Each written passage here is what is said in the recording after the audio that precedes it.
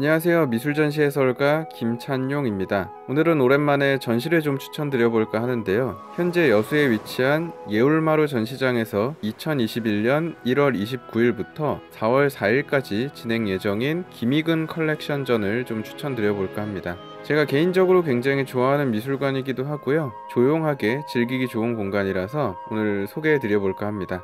특히나 지금 VR 갤러리가 또 구성이 되어 있어서 어떤 전시인지 여러분이 좀 미리 보실 수 있을 것 같아 제가 간단히 함께 어떤 구성의 전시인지 만나보는 시간을 가져보도록 하겠습니다. 자, 그럼 갤러리로 들어가 볼까요?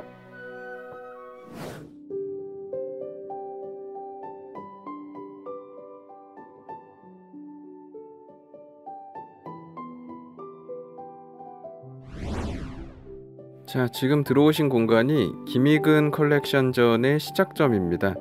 김익은 컬렉션은 지금 옆에 간단한 전시 소개가 써 있는데요. 벽산 엔지니어링의 김익은 회장이 수집한 컬렉션을 함께 볼 수 있도록 구성되어 있는데요. 아무래도 컬렉터의 취향이 반영된 작품들이겠죠. 자, 그럼 김익은 컬렉션은 어떤 작품들이 좀 주로 수집되어 있는지 대표적인 작품들을 몇 개 꼽아서 소개를 해드리도록 하겠습니다. 자, 우선 시작점에 소개되는 먼저 보실 수 있는 작품은 카를로스 크루즈 디아즈란 베네수엘라 출신의 예술가이고요. 미술 좋아하시는 분들은 딱 보고 아실 수 있겠지만 옵티컬 아트라는 장르로 유명한 예술가입니다. 이 예술가는 어린 시절 파리 여행 중에 아름다운 빛과 색을 마음껏 만끽한 이후 이걸 내가 표현해봐야겠다. 색이라는 건 무엇일까? 라고 고민하던 도중에 저희 채널에 소개됐었던 쇠라라는 예술가 있죠. 점묘를 이용해서 광학적인 빛을 해석했던 이 예술가의 방식을 좀 더 현대적인 방식이죠. 자기만의 방식으로 선보이고 있는 예술가가 바로 이 크루즈 디아즈다 라고 봐주시면 좋을 것 같습니다. 실제로 보시면은 그라데이션 형태로 서로 대비되는 색감들을 선보이고 있기 때문에 위치에 따라서 가까이 가서 이렇게 보다 보면은 고정되어 있는 그림인데 마치 움직이는 것처럼 일렁이듯이 보여지는 작품이 바로 이런 착시를 일으키는 옵티컬 아트이고 그 대표적인 예술가 중 한 명이다 라고 보시면 될 것 같습니다. 그래서 그 바로 옆에 걸려있는 작품도 같은 이 옵티컬 아트로 유명한 이탈리아 출신의 예술가 알베르토 비아시의 작품도 있으니까요. 현장에 방문하시는 여러분 비교해서 같이 보셔도 괜찮을 것 같고요. 저는 몇 개 뽑아서 소개해드리면 반대편에도 지금 좀 눈에 띄는 색감의 작품이 있죠.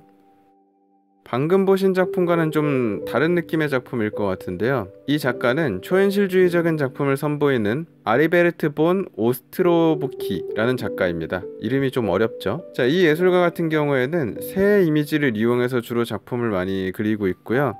딱 보셔도 표현주의적이라고 많이 얘기하죠. 물감을 사진처럼 그리려고 막 정확하게 칠하거나 그라데이션을 주는 것보단 감각적으로 어떻게 보면 약간 야수파적인 색이기도 하죠. 그런 원색적인 색을 많이 선보이고 고흐한테 해바라기가 마치 자신의 분신처럼 막 소개되는 것처럼 이 예술가에게는 새가 그런 자신을 의인화한 대상으로 많이 등장하게 되고요. 여기 있는 이것들은 해설을 보니까 뇌를 표현했다고 하더라고요. 예술가가 무언가를 창작할 때 이성과 감성이 다 자극돼서 하나의 이런 결과물을 남기게 되죠. 그 고뇌에 빠진 본인을 담아낸 자화상인 동시에 자신의 예술 관점, 자신의 개념을 담아내는 자아상으로도 봐주셔도 괜찮을 것 같습니다. 자, 옆쪽에도 작품이 하나 더 있을 거고요. 그리고 또 하나 눈에 들어왔던 작품은 지금 보고 계신 이 작품인데요. 이 작품은 프랑스 출신의 예술가인 조르주 마티웨란 예술가의 작품입니다. 이분은 1921년생이기 때문에 20세기 추상미술계에서 유럽 추상화단에서 활동했던 예술가고요. 작품을 유심히 보시면 전 개인적으로 약간 칸딘스키하고 그 몬드리안 추상미술의 엄마 아빠의 맛이 다 섞여있는 좀 중간 맛의 추상이 아닌가 라는 생각이 좀 들었습니다. 이분도 어찌 보면 약간 그 야수파의 거장 마티스하고 닮은 지점이 있는 게 원래는 법률하고 철학을 공부하시다가 후에 그림을 그리기 시작한 화가로 알려져 있고요. 이분이 활동했던 시기가 독일과 러시아에서 말레비치, 칸딘스키 다양한 추상 예술가들이 활동하던 시기였기 때문에 절대주의라고 하는 예술이 있죠. 되게 딱 사각형 하나 그려놓고 추상의 끝이다 막 이렇게 보여주는 이 계열의 추상들이 한창 좀 유행하고 튀어나왔던 시기에 활동했던, 배워나갔던 예술가이다 보니까 이분은 좀 더 약간 감성적이라고 할까요?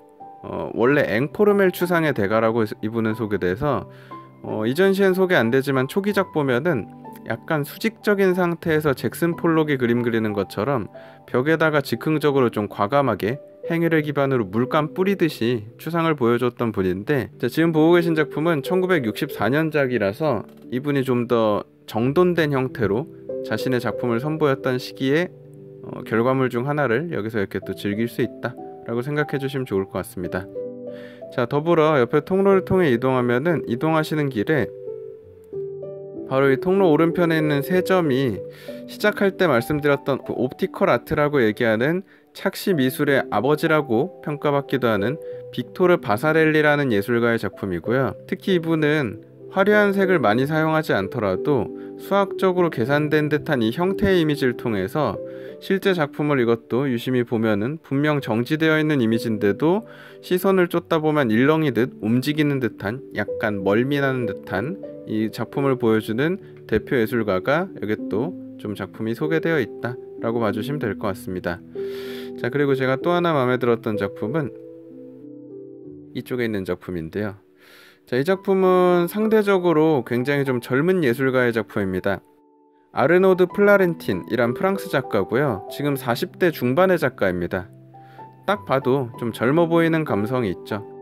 이분도 어찌 보면 잭슨 폴록의 물감을 뿌리는 그 액션 페인팅이란 기법의 이미지를 활용하지만 그렇게 즉흥적인 추상의 형태로 보여준다기보단 훨씬 개상된 형태로 구상적인, 알아볼 수 있는 사람 얼굴, 마치 앤디 워홀이 유명인의 얼굴을 많이 표현했던 것처럼 이분도 시대의 아이콘과 더불어 다양한 인물의 초상을 이렇게 좀 뿌리는 형태의 방식을 하나의 기법으로서 활용해서 작품을 선보이고 있는 좀 트렌디한 예술가, 앞서 보셨던 시각적인 연구의 현재 버전이라고 생각해 주시면 될 것 같습니다. 더불어 옆에 통로로 이동을 하다 보면은 양 옆에 벽에는 게오르그 바젤리츠라는 예술가의 작품이 이렇게 좀 소개가 많이 되어 있을 거고요.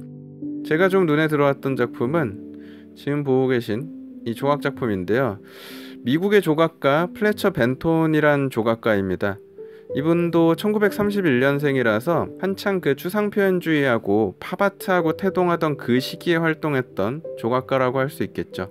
원래는 이분도 시작은 페인팅으로 하셨던 분인데 키네틱 조각이라는 게 있죠. 움직이는 조각에 관심을 갖게 돼서 움직이는 형태의 조각을 좀 선보이다가 후에는 지금 보시는 것처럼 강철을 이용해서 굉장히 기하학적이지만 막상 보면 또 나름 귀엽다고 할까요? 되게 추상적으로 보이기도 하고 재미있게 느껴지는 듯한 이런 조각 작품을 만들고 있는 예술가라서 이쯤 오면 우리가 예측이 되죠. 이 컬렉션은 딱 1, 2차 세계대전 시점부터 해서 20세기 한창 중심이 되었던 유럽에서 미국으로 미술사의 패권이 이동되었던 시기의 대표작들이 좀 많이 소장되어 있구나 라는 걸 예측할 수 있게 됩니다. 자, 그리고 옆쪽으로는 제가 개인적으로 좋아하는 예술가가 또 소개되어 있는데요. 크리스토엔 잔 클로드 부부의 작품입니다. 지금은 잔 클로드가 세상을 떠나서 남편인 크리스토 혼자 활동을 하고 있긴 한데요. 보고 계신 이 작품은 2018년에 영국 하이드파크에 위치한 서페타인 호수에 7,000개가 넘는 드럼통을 설치해서 선보였던 마스터 바란 작품의 기록을 여기 전시를 하고 있습니다. 이 부분은 대지미술로 유명한 예술가이죠. 실제로 예를 들어 독일 국회의사당을 천으로 포장한다거나 계곡에다가 커튼을 설치하는 것과 같은 대형 예술 작품을 통해 저희 채널에서 종종 소개해드렸었던 대페이지망, 낯설게 하기란 기법을 제대로 선보이는 예술가입니다. 우리에게 익숙한 공간에 익숙한 물건을 설치함으로써 오히려 또 낯선 경험을 제시해주는 예술가다라고 보시면 좋을 것 같은데요. 대지 미술이 굉장히 좀 개념이 중요한 예술이다 보니까 설치했던 그 국회의사당을 판매할 수는 없는 거죠. 그러다 보니 이 예술가는 실제로 준비하는 과정에 이런 아카이브 기록이나 혹은 전시할 때 설치되었던 조형물의 일부를 판매하거나 혹은 후원받는 형태로 다음 예술을 이어가고 있어서 그 기록이 여기 또 이렇게 전시되고 있다 라고 봐주시면 될 것 같고요.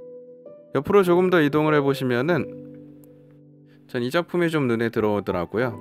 팝아트의 대가 중 한 명으로 손에 꼽히는 짐 다인이란 예술가의 작품입니다. 우리가 보통 팝아트 하면 익숙한 건 앤디 워홀과 같은 예술가죠. 근데 워홀에 딱 떨어지는 판화적인 맛보다는 유화를 이용해 회화적인 맛의 작품을 선보이고 있고요. 원래 하트 모양의 작품 그림 이미지로 되게 익숙한 예술가인데 이 작품은 지금 비너스란 제목을 가지고 있습니다. 딱 봐도 아시겠죠? 우리 루브르 박물관 가면 보게 되는 밀러의 비너스상을 좀 팝한 드로잉과 색감으로 표현했다라고 보시면 될 것 같은데요. 다만 우리가 보통 더 익숙한 형태의 팝아트는 이 바로 옆에 있는 앤디 워홀의 라이벌로도 유명한 로이 리히텐슈타인의 이와 같은 똑 떨어지는 작품이 더 팝아트스럽다라는 느낌을 좀 많이 받긴 하죠. 다만 로이 리히텐슈타인은 원래 영화 간판을 그리던 사람이었다가 만화 이미지를 이용해서 팝아트 예술에 뛰어들었다 보니까 이런 망점 이미지나 이런 스크린톤 같은 이미지를 많이 이용하는데 이 작품은 지금 되게 추상적이죠. 실제로 리히텐슈타인이 후기에는 좀 추상적인 작업을 많이 했습니다. 그 결과물을 여기서 또 이렇게 볼 수 있다 라고 생각해 주시면 될 것 같습니다. 자, 더불어 반대편에도 또 다른 대가인 프랑크 스텔라나 YBA 예술가로 많이 또 알려져 있는 리암 길릭과 같은 미국과 영국 출신의 예술가들이 좀 많이 소개가 되고 있어서 딱 봐도 예측을 할 수 있죠. 1차 세계대전 초현실주의의 그 시점, 표현을 강조하는 시점부터 시작해서 팝아트를 건너 또 이렇게 개념적인 미술을 선보이는 현대 미술의 시대까지 컬렉션이 좀 준비되어 있다라고 보시면 될 것 같습니다. 근데 전시가 여기서 끝이 아니고요. 이제 1전시실 보신 거고 이 들어오는 정문 바로 옆편에 2전시실이 이어집니다. 그리고 이 공간에는 한국 예술가의 작품들이 또 따로 이렇게 모여 있을 건데요. 자, 몇 개만 조금 추천드리면 개인적으로는 일단 이 작품이 눈에 들어왔습니다. 자, 한국 추상미술 좋아하시면 너무나 익숙하실 만한 작가이죠. 윤영근 화백의 작품이 있습니다. 단색화의 거장 중 한 명으로 알려져 있고요. 특히 암갈색의 색을 이렇게 큰 붓으로 쌓아 올리는 이 작품은 어떻게 봤을 때는 미국 추상을 하는 마크로스코란 예술가가 떠오르기도 하지만 색감이나 특유의 표현 자체는 한국적인 정서가 담겨있는 한국만의 새로운 추상의 장을 연 대표적인 단색화 대가로 알려져 있기 때문에 여기서 또 윤영근 화백의 작품도 볼 수 있고 더불어 함께 같이 이 시대의 대가, 추상대가로 손에 꼽히는 박서보 작가의 작품도 같이 볼 수 있다라고 생각하시면 좋을 것 같습니다. 개인적으로 혹시 방문해서 보실 때 재미있는 점은 여기는 한국 단색화의 시작의 거장들이 있지만 옆쪽에는 또 현재의 한국 추상을 볼 수 있는 느낌으로 훨씬 젊은 느낌이 있죠. 하태임 작가의 작품도 볼 수 있습니다. 채도도 높고 색이라는 것에 대해서 또 앞선 선배 대가들과는 다른 방식으로 추상을 해석하는 모습 보실 수 있으니까요. 갔을 때 같이 묶어서 보셔도 괜찮을 것 같고요. 이 맥락은 조형적으로도 좀 같이 좀 소개가 되고 있습니다. 개인적으로 제가 좋아하는 작가가 지금 앞에 또 보고 계신 이수경 작가인데요. 이수경 작가는 도자 거장들의 깨진 조각들을 금 땜질을 이용해서 이렇게 덧붙여서 그것도 어찌 보면 되게 초현실적이죠. 우리한테 익숙한 도자의 느낌과는 굉장히 다른 생경한 이미지이지만 또 다른 방식으로 죽어버린 어찌 보면 예술을 새로운 생명을 불어넣는 방식의 예술을 선보이는 작가입니다. 이 도자 시리즈를 번역된 도자기라고 명명해서 소개하고 있는데요. 도자 장인들이 깨버리는 그 도자들도 예술성 혹은 작품 가치가 떨어진다 해서 깨는 것들이지만 그 기준은 결국 작가 개인이 정하게 되는 거죠. 이수경 작가는 예술가로부터 배제되었던 버림받았던 그 조각들을 덧붙여 자신만의 새로운 예술을 탄생시키고 그 안에서 숨겨져 있는 또 다른 미학을 발견하고자 연구하는 예술가다 라고 생각해 주시면 좋을 것 같습니다. 자, 그 외에도 주변으로는 홍성철 작가나 신성희 작가 같은 독특한 재료를 이용해서 시각적으로 새로운 표현을 보여주는 작가들의 작품도 여기 같이 소개가 되어 있어서 앞선 공간에서는 서양 미술의 대가를 좀 만났다면 지금 이 공간에서는 한국 근대 미술의 거장들을 좀 만날 수 있다라고 생각하시면 될 것 같습니다. 그런데 여기서 또 전시가 끝이 아닙니다.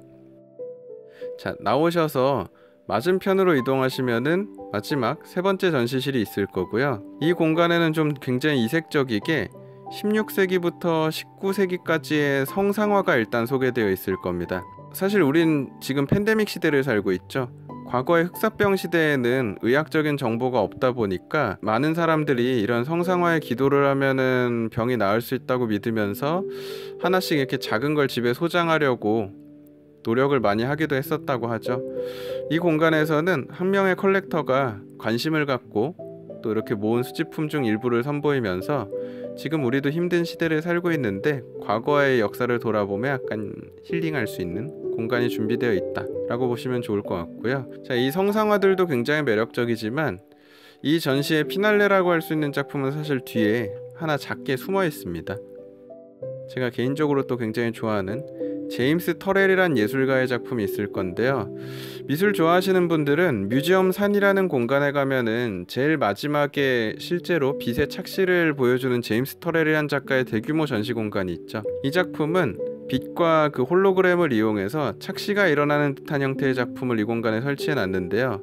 이건 이렇게 VR 갤러리에서 봐서 사실 느끼시기 어려울 거고요. 직접 가서 보셔야만 느낄 수 있기 때문에 여러분도 4월 4일까지 진행된다고 했죠. 미술 좋아하신다면 전남권에 살고 계시거나 여수에 방문하실 계획이 있으시다면 조용히 가서 한 번쯤 즐겨보시길 추천드립니다. 더불어 이 예울마루는 굉장히 매력적인 공간이라서 이 밖으로 나가서 바깥쪽에 있는 바닷길을 건너 섬으로 들어가시면은 굉장히 산책하기도 좋고 예술가들이 활동하는 모습을 볼 수 있는 예술 섬도 또 이곳에 준비가 되어 있기 때문에 복합적으로 힘든 시기 우리에게 좀 위안이 될 수 있는 공간이니까요. 관심 있으신 분들은 놓치지 마시고 김희근 컬렉션전 즐겨보시길 추천드리며 오늘 준비한 전시에 대한 추천 컨텐츠는 여기서 마치도록 하겠습니다. 여러분 시청해주셔서 감사합니다.